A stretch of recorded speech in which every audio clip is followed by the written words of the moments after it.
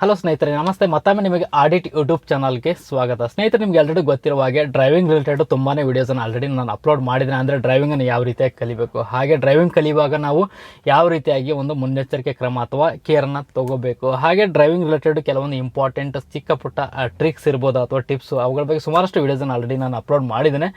So ಇವತ್ತಿನ ಈ ವಿಡಿಯೋದಲ್ಲಿ ನಾನು ಪರ್ಟಿಕ್ಯುಲರ್ ಆಗಿ ಕೆಲವೊಂದು ಇಂಪಾರ್ಟೆಂಟ್ ಟ್ರಿಕ್ಸು ಅಥವಾ ಟಿಪ್ಸು, ಅಂದರೆ ಒಬ್ಬ ಎಕ್ಸ್ಪೀರಿಯನ್ಸ್ ಡ್ರೈವರ್ ಅಥವಾ ಸ್ಕಿಲ್ಡ್ ಡ್ರೈವರು ಏನು ಫಾಲೋ ಮಾಡ್ತಿರ್ತಾರೆ ಆ ಟ್ರಿಕ್ಸನ್ನು ಅವ್ರು ಯೂಸ್ ಮಾಡ್ಕೊಂಬಿಟ್ಟು ಒಬ್ಬ ಪ್ರೋ ಲೆವೆಲ್ ಡ್ರೈವರ್ ಅಂತ ಅನ್ಸ್ಕೊಂಡಿರ್ತಾರೆ. ಸೊ ಅಂತಹ ಟ್ರಿಕ್ಸನ್ನು ಸುಮಾರು ಒಂದು 5-6 ಟ್ರಿಕ್ಸ್ ಅಥವಾ ಟಿಪ್ಸನ್ನು ಈ ವಿಡಿಯೋದಲ್ಲಿ ನಾನು ಜೊತೆ ಶೇರ್ ಮಾಡ್ಬೇಕು ಅಂದ್ಕೊಂಡಿದ್ದೀನಿ. ಸೊ ಆ ಟಿಪ್ಸನ್ನು ನಾನು ಏನು ಮುಂದೆ ನಿಮ್ಗೆ ಹೇಳಕ್ಕೆ ಹೊರಟಿದ್ದೇನೆ ಅವನ್ನ ನೀವು ಸಹ ಅಳವಡಿಸ್ಕೊಂಡ್ರಿ ಡ್ರೈವಿಂಗ್ ಕಲಿಯುವಾಗ ಅಂತ ಹೇಳಿದ್ರೆ, ಅಂದರೆ ನೀವು ಈಗ ಬಿಗಿನಿಂಗ್ ಸ್ಟೇಜಲ್ಲಿದ್ದರೆ, ಈಗ ಕಲಿತಿದ್ದೀರ ಅಂತ ಹೇಳಿದ್ರೆ, ಕಲಿಯುವಾಗಲೇ ನೀವು ಇಂತಹ ಒಂದು ಪ್ರೋ ಲೆವೆಲ್ ಟ್ರಿಕ್ಸನ್ನು ನೀವು ಫಾಲೋ ಮಾಡಿದ್ರಿ ಅಥವಾ ಅದನ್ನು ಎಕ್ಸ್ಪೀರಿಯನ್ಸನ್ನು ನೀವು ಅಳವಡಿಸ್ಕೊಂಡ್ರಿ ಕಲಿಯುವಾಗ ಅಂತ ಹೇಳಿದ್ರೆ, ಆದಷ್ಟು ಬೇಗನೆ ನೀವು ಸಹ ಒಬ್ಬ ಪ್ರೋ ಲೆವೆಲ್ ಡ್ರೈವರ್ ಅಥವಾ ಒಬ್ಬ ಸ್ಕಿಲ್ಡ್ ಡ್ರೈವರ್ ಅಂತ ಖಂಡಿತ ಅನಿಸ್ಕೋಬೋದು ಸ್ನೇಹಿತರೆ. ಸೊ ಅವು ಯಾವ ಇಂಪಾರ್ಟೆಂಟು ಟ್ರಿಕ್ಸು ಅಥವಾ ಟಿಪ್ಸು ಅವನ್ನ ಯೂಸ್ ಮಾಡ್ಕೊಂಬಿಟ್ಟು ನೀವು ಒಬ್ಬ ಸ್ಕಿಲ್ಡ್ ಡ್ರೈವರ್ ಅಂತ ಅನಿಸ್ಕೋಬೋದು ಅಂತ ಈ ವಿಡಿಯೋದಲ್ಲಿ ತೋರಿಸ್ಕೊಡ್ತೇನೆ. ಬನ್ನಿ ಸ್ನೇಹಿತರೆ, ವಿಡಿಯೋನ ಸ್ಟಾರ್ಟ್ ಮಾಡೋಣ.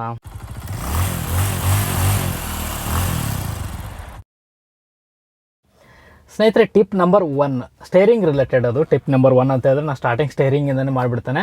ಯಾವಾಗಲೂ ಏನಾಗುತ್ತೆ ಅಂದರೆ ಸ್ಟೇರಿಂಗನ್ನು ಒಂದು ಕೈಯಿಂದ ಹ್ಯಾಂಡಲ್ ಮಾಡ್ತಾ ಇರ್ತಾರೆ. ಅಂದರೆ ಹೀಗೆ ಸ್ವಲ್ಪ ಕಲಿತ್ಬಿಟ್ಟು ಆಲ್ರೆಡಿ ಸ್ವಲ್ಪ ಕಲಿತಿದ್ದಾರೆ, ಈಗ ಅವರು ಹ್ಯಾಂಡಲ್ ಮಾಡ್ತಿದ್ದಾರೆ ಗಾಡಿನ ಅಂತ ಹೇಳಿದ್ರೆ ಅವರೇ ಮಾಡಿಬಿಡ್ತಾರೆ, ಸ್ಟೇರಿಂಗ್ ವೀಲನ್ನು ಒಂದೇ ಕೈಯಿಂದನೇ ಕಂಟ್ರೋಲ್ ಮಾಡಲಿಕ್ಕೆ ಸ್ಟಾರ್ಟ್ ಮಾಡ್ತಾರೆ. ಸೊ ಅವ್ರ ಪ್ರಕಾರ ಏನಂತ ಹೇಳಿದ್ರೆ, ಸ್ಟೇರಿಂಗ್ ವೀಲನ್ನು ನಾವು ಒಂದು ಕೈಯಿಂದ ಹ್ಯಾಂಡಲ್ ಮಾಡ್ತಾ ಇದೀವಿ ಅಂತ ಹೇಳಿದ್ರೆ ನಾವು ಒಬ್ಬ ಪ್ರೋ ಲೆವೆಲ್ ಡ್ರೈವರ್ ಅಂತ ಅಂದ್ಕೊಂಡಿರ್ತಾರೆ. ಆ್ಯಕ್ಚುಲಿ ಆ ರೀತಿಯಾಗಿ ಇರಲ್ಲ ಸ್ನೇಹಿತರೆ. ಯಾವಾಗಲೂ ನೀವು ಒಬ್ಬ ಎಕ್ಸ್ಪೀರಿಯನ್ಸ್ ಡ್ರೈವರ್ ಅಥವಾ ಒಬ್ಬ ಸ್ಕಿಲ್ಡ್ ಡ್ರೈವರ್ನ ನೀವು ಅಬ್ಸರ್ವ್ ಮಾಡಿ ನೋಡಿ, ಯಾವಾಗಲೂ ಅವರು ಒಂದು ಕೈಯಿಂದ ಯಾರೂ ಹ್ಯಾಂಡಲ್ ಮಾಡೋದಿಲ್ಲ. ಒಬ್ಬ ಸ್ಕಿಲ್ಡ್ ಡ್ರೈವರ್ ಅಂತ ಅನ್ಸ್ಕೋಬೇಕಂತ ಹೇಳಿದ್ರೆ ನೀವು ಸ್ಟಾರ್ಟಿಂಗಿಂದನೇ ಈ ರೂಢಿ ಬೆಳೆಸ್ಕೊಳ್ಳಿ. ಏನಂತ ಹೇಳಿದ್ರೆ, ಸ್ಟೇರಿಂಗ್ ವೀಲನ್ನು ನಾವು ಯಾವಾಗಲೂ ಕಮಾಂಡಿಂಗ್ ಪೊಸಿಷನಲ್ಲಿ ಅದು 2 ಕೈಯಿಂದನೇ ಹಿಡ್ಕೋಬೇಕು. ಈ ರೀತಿಯಾಗಿ ಯಾವಾಗಲೂ ನಾವು ಸ್ಟೇರಿಂಗ್ ವೀಲನ್ನು ಕಮಾಂಡಿಂಗ್ ಪೊಸಿಷನಲ್ಲಿ ಹಿಡ್ಕೋಬೇಕಂತ ಹೇಳಿದ್ರೆ ಯಾವಾಗಲೂ ಈ ರೀತಿಯಾಗಿ 2 ಕೈಯಿಂದ 9-3 ಪೊಸಿಷನಲ್ಲಿ ಹಿಡ್ಕೋಬೇಕು. ಅಂದರೆ ನಮ್ಮ ಬಲಗೈ ಬಂದ್ಬಿಟ್ಟು 3 o'clock ಪೊಸಿಷನಲ್ಲಿ, ಎಡಗೈ ಬಂದ್ಬಿಟ್ಟು 9 o'clock ಪೊಸಿಷನಲ್ಲಿ. ಸೊ 2 ಕೈಯಿಂದ ಯಾವಾಗಲೂ ನಾವು ಸ್ಟೇರಿಂಗ್ ವೀಲನ್ನು ಹೋಲ್ಡ್ ಮಾಡಬೇಕು, ಹಾಗೆ ಕಂಟ್ರೋಲ್ ಮಾಡಬೇಕು. ಇನ್ ಕೇಸ್ ನಾವು ಗೇರ್ ಚೇಂಜ್ ಮಾಡಬೇಕಂದಾಗ ಇಮಿಡಿಯೇಟಾಗಿ ನಾವು ಬಲಗೈನ ಟೆಲಾಕ್ ಪೊಸಿಷನ್ ತಂದುಬಿಟ್ಟು ಎಡಗೈಯಿಂದ ನಾವು ಗೇರನ್ನು ಶಿಫ್ಟ್ ಮಾಡಿ ಮತ್ತು ಇಮಿಡಿಯೇಟಾಗಿ ಗೇರ್ ಶಿಫ್ಟ್ ಆದ ತಕ್ಷಣ ನಮ್ಮ 2 ಕೈಗಳು ಮತ್ತು ಸ್ಟೇರಿಂಗ್ ವೀಲ್ ಮೇಲ್ಗಡೆ ಇರಬೇಕು. ಅದು 9 o'clock ಮತ್ತು 3 o'clock ಪೊಸಿಷನಲ್ಲಿ ಕೊಂಡು ಒಂದು ಕಮಾಂಡಿಂಗ್ ಪೊಸಿಷನ್ ಇರುತ್ತೆ ಈ ರೀತಿಯಾಗಿ. ಹಾಗೆ ಯಾವಾಗಲೂ ಒಂದು ಕೈಯಿಂದ ನೀವು ಯಾವಾಗಲೂ ಕಂಟ್ರೋಲ್ ಮಾಡಲಿಕ್ಕೆ, ಹ್ಯಾಂಡಲ್ ಮಾಡಲಿಕ್ಕೆ ಅಥವಾ ಸ್ಟೇರಿಂಗನ್ನು ಟರ್ನ್ ಮಾಡಲಿಕ್ಕೆ ಹೋಗಬೇಡಿ. ಏನಾಗುತ್ತೆ ಅಂದರೆ ರೋಡ್ ಕೆಳಗೆ ಆ ಕಡೆ ಈ ಕಡೆ ಹೋಗೋ ಚಾನ್ಸಸ್ ಇರುತ್ತೆ. ಸೊ 2 ಕೈಯಿಂದ ನೀವು ಕಂಟ್ರೋಲ್ ಮಾಡ್ತಿದ್ದೀರ ಅಂತಂದರೆ ಅದು ನಿಮಗೆ ಒಂದು ಪರ್ಫೆಕ್ಟ್ ವೇಯಲ್ಲಿ ನೀವು ಯಾವುದೇ ರೀತಿಯ ಭಯ ಇಲ್ಲದೆ ಒಂದು ಕಮಾಂಡಿಂಗ್ ಪೊಸಿಷನಲ್ಲಿ ಒಬ್ಬ ಪ್ರೋ ಲೆವೆಲ್ ಡ್ರೈವರ್ ಥರ ನೀವು ಸ್ಟೇರಿಂಗ್ ವೀಲ್ನ ಹ್ಯಾಂಡಲ್ ಮಾಡ್ಬೋದು, ಗಾಡಿನ ಕಂಟ್ರೋಲ್ ಮಾಡ್ಬೋದು, ಟರ್ನ್ ಮಾಡ್ಬೋದು, ಯಾವುದೇ ರೀತಿಯ ಪ್ರಾಬ್ಲಮ್ ಆಗೋದಿಲ್ಲ. ಸೊ ಇದು ಟಿಪ್ ನಂಬರ್ 1. ಇನ್ನು ಟಿಪ್ ನಂಬರ್ 2 ಏನಂತ ಹೇಳಿದ್ರೆ, ನಾನು ತುಂಬ ಜನ ಅಬ್ಸರ್ವ್ ಮಾಡಿದ್ದೀನಿ. ನಾನು ಈವನ್ ಸಿಟಿಲಲ್ಲಿ ಡ್ರೈವ್ ಮಾಡಬೇಕು ಏನು ಮಾಡಿಬಿಡ್ತಾರೆ ಅಂತ ನಮ್ಮ ORVM ಏನಿದೆ, ORVMನ ಅಂದರೆ ನಮ್ಮ ರಿಯರ್ ವ್ಯೂ ಮಿರರ್ ಏನಿದೆ 2 ಲೆಫ್ಟು ರೈಟು ಅವನ್ನ ಬಂದ್ ಮಾಡ್ಕೊಂಬಿಟ್ಟು ಗಾಡಿನ ಡ್ರೈವ್ ಮಾಡ್ತಾ ಇರ್ತಾರೆ. ಇತ್ತೀಚೆಗೆ ನಾನು ತುಂಬ ಅಬ್ಸರ್ವ್ ಮಾಡಿದೆ ಈ ಹ್ಯಾಬಿಟ್ ಏನಿದೆ, ಒಂದು ತುಂಬಾ ಬ್ಯಾಡ್ ಹ್ಯಾಬಿಟು. ಲೆಫ್ಟು ರೈಟ್ದು ಹಿಂದಿಂದ ಏನಿದೆ ಪೊಸಿಷನ್ನು ಅದು ನಿಮ್ಗೆ ಕರೆಕ್ಟಾಗಿ ಕಾಣಲಿ, ಆದಷ್ಟು ಮ್ಯಾಕ್ಸಿಮಮ್ ನಿಮಗೆ ಕಂಡುಬಿಟ್ಟು ಯಾವುದೇ ರೀತಿಯ ತೊಂದರೆ ಆಗದಾಗೆ ನೀವು ಗಾಡಿನ ಲೆಫ್ಟು ರೈಟು ಲೇನ್ ಚೇಂಜ್ ಮಾಡೋದಾಗಿರ್ಬೋದು ಅಥವಾ ಯಾವುದೇ ರೀತಿಯಾಗಿ ಲೆಫ್ಟ್ ಟರ್ನ್ ತೊಗೊಳ್ದಿರ್ಬೋದು ಅಥವಾ ರೈಟ್ ಟರ್ನ್ ತೊಗೊಳ್ದಿರ್ಬೋದು, ನಿಮಗೆ ಈಸಿ ಆಗಲಿ, ಹಿಂದ್ಗಡೆ ಬರುವಂಥ ಯಾವುದೇ ವೆಹಿಕಲ್ಗಳಿಗೆ ತೊಂದರೆ ಆಗದಾಗೆ ನಿಮ್ಮ ಗಾಡಿಗೂ ಆಕ್ಸಿಡೆಂಟ್ ಆಗಬಾರ್ದು, ಬ್ಲೈಂಡ್ ಸ್ಪಾಟನ್ನು ಆಲ್ಮೋಸ್ಟ್ ಸ್ವಲ್ಪ ಕಡಿಮೆ ಆಗಲಿ ಅಂತ ಹೇಳ್ಬಿಟ್ಟು ಕಾರ್ ಮ್ಯಾನುಫ್ಯಾಕ್ಚರ್ ನಿಮಗೆ 2 ಮಿರರನ್ನು ಇಟ್ಟಿರ್ತಾರೆ. Rear view mirror ORM left ಮತ್ತು ರೈಟ್, ಮತ್ತು ಹಾಗೆ ಇನ್ನರ್ IRVM ಸಹ ಇರುತ್ತೆ. ಬಟ್ ಆ್ಯಕ್ಚುಲಿ ಏನು ಮಾಡ್ತಾರೆ ಅಂತ ಹೇಳಿದ್ರೆ, ಅವನ್ನ ಬಂದ್ ಮಾಡ್ಕೊಂಬಿಟ್ಟು 2 ORMನ ಗಾಡಿನ ಡ್ರೈವ್ ಮಾಡ್ತಾ ಇರ್ತಾರೆ. ಸೊ ಇದರಿಂದ ಏನಾಗುತ್ತೆ ಅಂತ ಹೇಳಿದ್ರೆ, ನೀವು ಇಮಿಡಿಯೇಟಾಗಿ ಏನಾದರೂ ಅಚಾನಕ್ಕಾಗಿ ಲೈನ್ ಚೇಂಜ್ ಮಾಡಬೇಕಾಗಿ ಬರ್ಬೋದು, ಲೆಫ್ಟ್ ಲೈನ್ಗೆ ಶಿಫ್ಟ್ ಆಗಬೇಕಾಗಿ ಬರ್ಬೋದು ಅಥವಾ ರೈಟ್ ಲೈನ್ಗೆ ಶಿಫ್ಟ್ ಆಗಬೇಕಾಗಿರ್ಬೋದು. ಸೊ ಆ ಟೈಮ್ನಲ್ಲಿ ನೀವು ORMನ ಏನಾದ್ರು ಬಂದ್ ಮಾಡ್ಕೊಂಬಿಟ್ಟು ಡ್ರೈವ್ ಮಾಡ್ತಾ ಇದ್ರಿ ಅಂತ ಹೇಳಿದ್ರೆ, ಸೊ ರೈಟು ಲೆಫ್ಟ್ ಸೈಡ್ ಗಾಡಿಗಳು ಬರ್ತಾ ಇರ್ತದೆ. ಸೊ ಅವು ನಿಮ್ಗೆ ಕರೆಕ್ಟಾಗಿ ಕಾಣಬೇಕು ಅಂತ ಹೇಳಿದ್ರೆ 2 ORM ಏನಿದೆ ಅದು ಯಾವಾಗಲೂ ಓಪನ್ ಆಗಿರಬೇಕು, ಹಾಗೆ ಪ್ರಾಪರ್ ಸೆಟ್ ಆಗಿರಬೇಕು.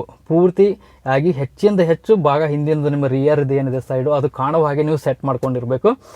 ಯಾವಾಗಲೂ ಬಂದ್ ಮಾಡ್ಕೊಂಬಿಟ್ಟು ಅದನ್ನು ಡ್ರೈವ್ ಮಾಡಿಬಿಡಿ ಸ್ನೇಹಿತರು. ಸೊ ಇದೊಂದು ಆ್ಯಕ್ಚುಲಿ ನಾನು ನಿಮಗೆ ರಿಕ್ವೆಸ್ಟ್ ಮಾಡ್ಕೋತೀನಿ. ಸುಮಾರು ಜನಕ್ಕೆ ಎಸ್ಪೆಷಲಿ ಟ್ರಾಫಿಕಲ್ಲಿ ಸಹ ಬಂದ್ ಮಾಡ್ಕೊಂಬಿಟ್ಟು ಡ್ರೈವ್ ಮಾಡ್ತಾ ಇರ್ತಾರೆ. ಟ್ರಾಫಿಕ್ನಲ್ಲಿ ನೀವು ಸಿಟಿಗಳಲ್ಲಿ ಡ್ರೈವ್ ಮಾಡ್ತಾ ಇದ್ರೆ ಅಂತ ಹೇಳಿದ್ರೆ 2 ವೀಲರ್ಸ್ ಇರ್ಬೋದು, ಅವ್ರು ಏನು ಮಾಡ್ಬಿಡ್ತಾರೆ ಅಂತ ನಿಮ್ಮ ಲೆಫ್ಟಿಂದ ನಿಮ್ಮ ಪಕ್ಕದಲ್ಲೇ ಮೂವ್ ಮಾಡ್ಕೊಂಡು ಹೋಗ್ಬಿಡ್ತಾರೆ. ಸೊ ಆ ಟೈಮ್ನಲ್ಲಿ ನಿಮ್ಗೆ ಬಂದ್ ಆಗಿತ್ತು, ನೋಡಲಿಲ್ಲ ಸರಿಯಾಗಿ ಅಂತ ಲೆಫ್ಟ್ ತೊಗೊಂಡ್ರಿ ಗಾಡಿನ ಅಂತ ಹೇಳಿದ್ರೆ ಆಕ್ಸಿಡೆಂಟ್ ಆಗೋ ಚಾನ್ಸಸ್ ಇರುತ್ತೆ. ಹೀಗಾಗಿ ನಿಮಗೆ ಒಬ್ಬ ಸ್ಕಿಲ್ಡ್ ಡ್ರೈವರ್ ಅಂತ ಅನ್ಸ್ಕೋಬೇಕಂದ್ರೆ ಇದು ಸಹ ಇಂಪಾರ್ಟೆಂಟ್ ಆಗುತ್ತೆ. ORM 2 ಓಪನ್ ಆಗಿರಬೇಕು, ಪ್ರಾಪರ್ ಸೆಟ್ ಆಗಿರಬೇಕು. ಸ್ನೇಹಿತರೆ, ಟಿಪ್ ನಂಬರ್ 3 ಅಂದರೆ ಬ್ರೇಕ್ಗೆ ಸಂಬಂಧಪಟ್ಟಿದ್ದು. ಏನಾಗುತ್ತೆ ಅಂತ ಹೇಳಿದ್ರೆ, ಬ್ರೇಕ್ ಮಾಡಬೇಕಾಗೋ ಸಿಚುವೇಷನಲ್ಲಿ ಏನು ಮಾಡ್ತಾರೆ, ಫಸ್ಟು ಕ್ಲಚ್ಚನ್ನು ಪ್ರೆಸ್ ಮಾಡ್ಕೊಂಬಿಟ್ಟು ಆಮೇಲೆ ಬ್ರೇಕ್ ಕೊಡ್ತಾರೆ. ಅಂದರೆ ಕ್ಲಚ್ ಯೂಸ್ ಮಾಡೋವಂಥ ಸಿಚುವೇಷನ್ ಬೇರೆ ಇರುತ್ತೆ. ಕ್ಲಚ್ ಫಸ್ಟ್ ಪ್ರೆಸ್ ಮಾಡಿ ಬ್ರೇಕ್ ಮಾಡೋದು ಒಂದು ಸಿಚುವೇಷನ್ ಬರುತ್ತೆ, ಬ್ರೇಕ್ ಅಪ್ಲೈ ಮಾಡಬೇಕಾಗಿದೆ.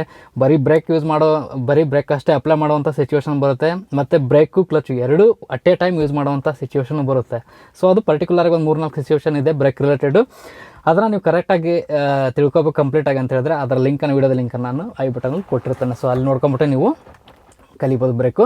ಬಟ್ ಇಲ್ಲಿ ನಾನು ನಿಮ್ಗೆ ಹೇಳೋಕ್ಕೆ ಬೇಕಂದರೆ, ಆ್ಯಕ್ಚುಲಿ ಏನು ಮಾಡ್ತಾರೆ ಅಂತ ಹೇಳಿದ್ರೆ, ಫಸ್ಟ್ ಕಲಿತಿರುವ ಸಮಯದಲ್ಲಿ ಏನಾಗುತ್ತೆ ಅಂತ ಹೇಳಿದ್ರೆ, ಕ್ಲಚ್ಚನ್ನು ಪ್ರೆಸ್ ಮಾಡ್ತಾರೆ, ಆಮೇಲೆ ಬ್ರೇಕನ್ನು ಅಪ್ಲೈ ಮಾಡ್ತಾರೆ. ಸೊ ಇದರಿಂದ ಏನಾಗುತ್ತೆ ಅಂದರೆ, ಕ್ಲಚ್ಚನ್ನು ಪ್ರೆಸ್ ಮಾಡಿದರೆ ಅಂತ ಹೇಳಿದ್ರೆ ಗಾಡಿ ಬಂದುಬಿಟ್ಟು ಫುಲ್ ಫ್ರೀ ಆಗಿಬಿಡುತ್ತೆ. ಸೊ ಅದಕ್ಕೆ ಯಾವುದೇ ರೀತಿಯ ಫ್ರೀ ಅಂದರೆ ಎಂಜಿನ್ ಬ್ರೇಕು ವೀಲ್ಗೆ ಎಂಜಿನ್ ಕನೆಕ್ಟ್ ಇದೆ, ಅದನ್ನು ನೀವು ಡಿಸ್ಕನೆಕ್ಟ್ ಮಾಡಿಬಿಡ್ತಾರೆ ಕ್ಲಚ್ ಪ್ರೆಸ್ ಮಾಡೋದ್ರಿಂದ. ಸೊ ಅವಾಗ ಬಂದುಬಿಟ್ಟು ವೀಲ್ ಫ್ರೀ ಆಗಿಬಿಡುತ್ತೆ. ಇನ್ ಕೇಸ್ ಡೌನ್ ಇದೆ, ಸ್ವಲ್ಪ ಡೌನ್ ಸ್ಲೋಪ್ ಆಗಿದೆ ಅಂತ ಹೇಳಿದ್ರೆ, ಅಲ್ಲಿ ಬಂದುಬಿಟ್ಟು ಗಾಡಿ ಫುಲ್ ಫ್ರೀಯಾಗಿ ಹೋಗೋ ಚಾನ್ಸಸ್ ಇರುತ್ತೆ. ಸೊ ಅವಾಗ ಏನು ಮಾಡ್ಬೇಕಂತ ಹೇಳಿದ್ರೆ, ನಾವು ಕ್ಲಚ್ಚನ್ನು ಯಾವ ಟೈಮ್ನಲ್ಲಿ ಯೂಸ್ ಮಾಡಬೇಕಂತ ಹೇಳಿದ್ರೆ, ನೀವು ಇನ್ ಕೇಸ್ ಗಾಡಿ ಬಂದುಬಿಟ್ಟು ಇನ್ನೇನು ಕಂಪ್ಲೀಟ್ ಬಂದ್ ಆಗುತ್ತೆ ಅಂದರೆ, ಬ್ರೇಕ್ ಪ್ರೆಸ್ ಮಾಡ್ತಾ ಹೋಗುವಾಗ ಗಾಡಿ ಬಂದುಬಿಟ್ಟು ಬಂದ್ ಆಗುತ್ತೆ ಅನ್ನೋ ಚಾನ್ಸಲ್ಲಿ ಕ್ಲಚ್ಚನ್ನು ಯೂಸ್ ಮಾಡಬೇಕು. ಇನ್ನೊಂದು, ನೀವು ಬ್ರೇಕ್ ಪ್ರೆಸ್ ಮಾಡ್ತಾ ಗಾಡಿ ಬಂದುಬಿಟ್ಟು ಇನ್ನೇನು ಸ್ಲೋ ಆಗ್ತಾ ಇದೆ, ಮಿನಿಮಮ್ ಸ್ಪೀಡಿಗೆ ಬರ್ತಾ ಇದೆ ಅಂತ ಹೇಳಿದಾಗ ಗೇರ್ ಶಿಫ್ಟ್ ಮಾಡಬೇಕು ಅಂತ ಟೈಮ್ನಲ್ಲಿ ಮಾತ್ರ ನೀವು ಕ್ಲಚ್ಚನ್ನು ಪ್ರೆಸ್ ಮಾಡಿ ಗೇರ್ನ ಶಿಫ್ಟ್ ಮಾಡಬೇಕು. ಸೊ ಇದು ಪ್ರಾಪರ್ ಮೆಥಡ್. ಇದನ್ನ ಬಿಟ್ಟು ಏನು ಮಾಡಿಬಿಡ್ತಾರೆ ಅಂದರೆ, ಓನ್ಲಿ ಕ್ಲಚ್ ಪ್ರೆಸ್ ಮಾಡಿ ಸುಮಾರು ಹೊತ್ತಾದ್ಮೇಲೆ ಬ್ರೇಕನ್ನ ಅಪ್ಲೈ ಮಾಡ್ತಾರೆ. ಸೊ ಇದು ರಾಂಗ್ ಮೆಥಡು. ಒಬ್ಬ ಸ್ಕಿಲ್ಡ್ ಡ್ರೈವರ್ ಅಂತ ಅನಿಸ್ಕೋಬೇಕಂತ ಹೇಳಿದ್ರೆ, ನೀವು ಕ್ಲಚ್ಚು ಬ್ರೇಕು ಎರಡನ್ನೂ ಪ್ರಾಪರಾಗಿ ಯೂಸ್ ಮಾಡೋದನ್ನು ಸಹ ಕಲಿಬೇಕು. ಗೇರ್ ಚೇಂಜ್ ಮಾಡುವಂಥ ನೆಸೆಸಿಟಿ ಇಲ್ಲ, ಗಾಡಿ ಬಂದುಬಿಡಲ್ಲ, ಮಿನಿಮಮ್ ಸ್ಪೀಡಿಗೆ ಬಂದಿಲ್ಲ ಅಂತ ಹೇಳಿದ್ರೆ ನೀವು ಕ್ಲಚ್ಚನ್ನು ಯೂಸ್ ಮಾಡಲಿಕ್ಕೆ ಹೋಗಬಾರ್ದು. ಓನ್ಲಿ ಬ್ರೇಕನ್ನು ಸ್ವಲ್ಪ ಅಪ್ಲೈ ಮಾಡಿ, ಮತ್ತು ಬ್ರೇಕ್ ರಿಲೀಸ್ ಮಾಡಿ, ಮತ್ತು ಎಕ್ಸಲೇಟರ್ ಯೂಸ್ ಮಾಡ್ತಾ ಗಾಡಿನ ಮೂವ್ ಮಾಡೋಕೆ. ಸೊ ಇದು ಒಂದು ಟಿಪ್ ನಂಬರ್ 3.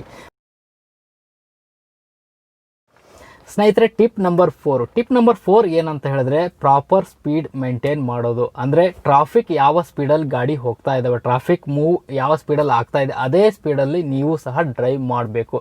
ಆ ಸ್ಪೀಡ್ಗಿಂತ ಕಡಿಮೆ ಹೋದರೂ ಪ್ರಾಬ್ಲಮ್ ಆಗುತ್ತೆ, ಆ ಸ್ಪೀಡ್ಗಿಂತ ಜಾಸ್ತಿ ಸ್ಪೀಡಲ್ಲಿ ಹೋದರೂ ಸಹ ತುಂಬಾ ಪ್ರಾಬ್ಲಮ್ ಆಗುತ್ತೆ. ಪ್ರಾಬ್ಲಮ್ ಏನಾಗುತ್ತೆ ಅಂತ ಹೇಳಿದ್ರೆ, ಅಂದರೆ 80 km/h ಟ್ರಾಫಿಕ್ ಮೂವ್ ಆಗ್ತಾ ಇದೆ ಅಂತ ಹೇಳಿದ್ರೆ, ನೀವು 60 km ಏನಾದರೂ ಮೇಂಟೈನ್ ಮಾಡಿದ್ರೆ ಸ್ಪೀಡು ಅಂತ ಹೇಳಿದ್ರೆ, ನಿಮ್ಮ ಹಿಂದುಗಡೆ ಇರೋಂಥ ವೆಹಿಕಲ್ಗಳಿಗೆ ತುಂಬಾ ಕಿರಿಕಿರಿ ಆಗುತ್ತೆ. ಯಾಕಂದರೆ 80 km ಅಂದರೆ ಅವ್ರು ಆಲ್ರೆಡಿ ನಿಮ್ಗೆ ಬಂದುಬಿಟ್ಟಿರ್ತಾರೆ. ನೀವು 60 km ಅಂತ ಹೇಳಿದ್ರೆ ನೀವು ನಿಮ್ಮನ್ನು ಸೈಡ್ ಮಾಡ್ಕೊಂಡು ಹೋಗಬೇಕಾಗಿರುತ್ತೆ. ಸೊ ಅಲ್ಲಿ ಲೈನ್ ಚೇಂಜ್ ಮಾಡಬೇಕಾಗಿರೋದು ಪ್ರಾಬ್ಲಮ್ ಬರುತ್ತೆ, ನಿಮಗೂ ಸಹ ಪ್ರಾಬ್ಲಮ್ ಆಗುತ್ತೆ. ನೀವು ಸಹ ಲೆಫ್ಟ್ ರೈಟ್ ಲೈನ್ ಚೇಂಜ್ ಮಾಡಬೇಕಂತ ಹೇಳಿದ್ರೆ, ಪ್ರಾಪರ್ ಸ್ಪೀಡ್ ಮೇಂಟೈನ್ ಮಾಡಲಿಲ್ಲ ಅಂತ ಹೇಳಿದ್ರೆ, ನಿಮ್ಮ ಅಕ್ಕಪಕ್ಕ ಇರುವಂಥ ಟ್ರಾಫಿಕ್ಗೂ ಸಹ ಪ್ರಾಬ್ಲಮ್ ಆಗುತ್ತೆ, ನಿಮಗೂ ಸಹ ಪ್ರಾಬ್ಲಮ್ ಆಗಿ ಇಲ್ಲಿ ಆಕ್ಸಿಡೆಂಟ್ ಆಗೋ ಚಾನ್ಸಸ್ಸು ಇರುತ್ತೆ ಹೈವೇಗಳಲ್ಲಿ ಎಸ್ಪೆಷಲಿ.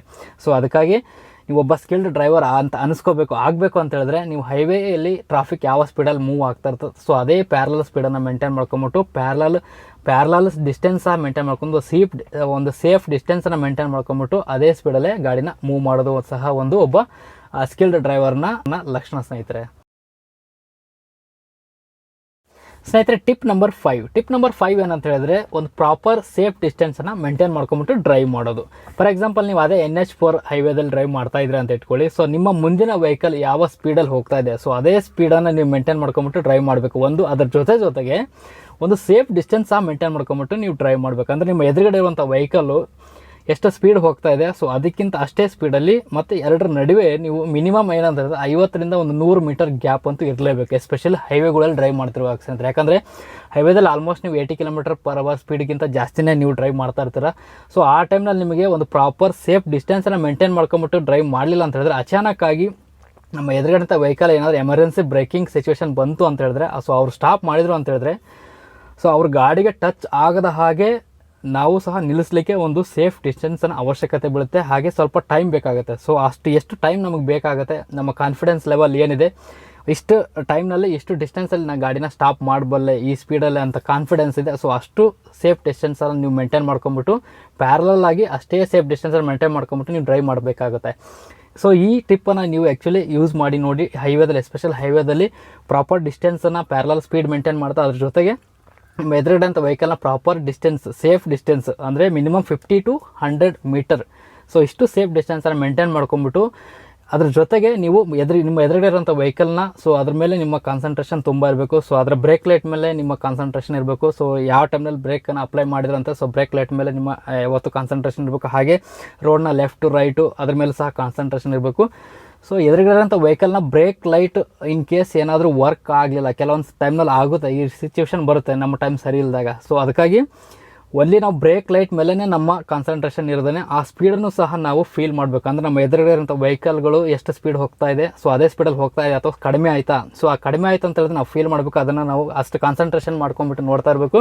ಸೊ ಇಮಿಡಿಯೇಟಾಗಿ ನಾವು ಅದೇ ಸಹ ಆ ಸ್ಪೀಡನ್ನು ನಾವು ಡ್ರೈವ್ ಮಾಡಬೇಕಂದ್ರೆ ಕಡಿಮೆ ಮಾಡಿದ್ರಂತ ನಾವು ಸ್ವಲ್ಪ ಕಡಿಮೆ ಮಾಡಬೇಕು. ಆ ಗಾಡಿನ ನೀವು ಫಾಲೋ ಮಾಡ್ತಾ ಅದೇ ಡಿಸ್ಟೆನ್ಸಲ್ಲಿ ಅದೇ ಪ್ಯಾರಲಲ್ ಸ್ಪೀಡಲ್ಲಿ ನೀವು ಗಾಡಿ ಡ್ರೈವ್ ಮಾಡಿದ್ರಿ ಅಂತ ಹೇಳಿದ್ರೆ, ಈ ಟ್ರಿಕ್ಕನ್ನು ನೀವು ಫಾಲೋ ಮಾಡಿದ್ರಿ ಅಂತ ಹೇಳಿದ್ರೆ ಸ್ನೇಹಿತರೆ, ತುಂಬ ಬೇಗನೆ ನೀವು ಒಬ್ಬ ಸ್ಕಿಲ್ಡ್ ಡ್ರೈವರ್ ಅಂತ ಅನ್ಸ್ಕೋತೀರ, ಆಗ್ತೀರಾ. ಎಸ್ಪೆಷಲಿ ನಿಮಗೆ ಫೀಲ್ ಆಗುತ್ತೆ. ಸೊ ಈ ಟಿಪ್ಸನ್ನು ನೀವು ಯೂಸ್ ಮಾಡ್ಕೊಂಡ್ಬಿಟ್ಟು ಟ್ರೈ ಮಾಡಿ ನೋಡಿ, ಎಸ್ಪೆಷಲಿ ಹೈವೇದಲ್ಲಿ ಡ್ರೈವ್. ಸ್ನೇಹಿತರೆ, ಈ ವಿಡಿಯೋದಲ್ಲಿ ನಾನು ನಿಮ್ಗೇನು ಶೇರ್ ಮಾಡಿದೆ 4-5 ಟಿಪ್ಸ್ ಏನಿದೆ, ಎಸ್ಪೆಷಲಿ ನನಗೆ ಸ್ವತಃ ಎಕ್ಸ್ಪೀರಿಯನ್ಸ್ ಆಗಿರುವಂಥದ್ದು. ಸೊ ನಿಮ್ಮ ಜೊತೆ ಶೇರ್ ಮಾಡಬೇಕನ್ನಿಸ್ತು.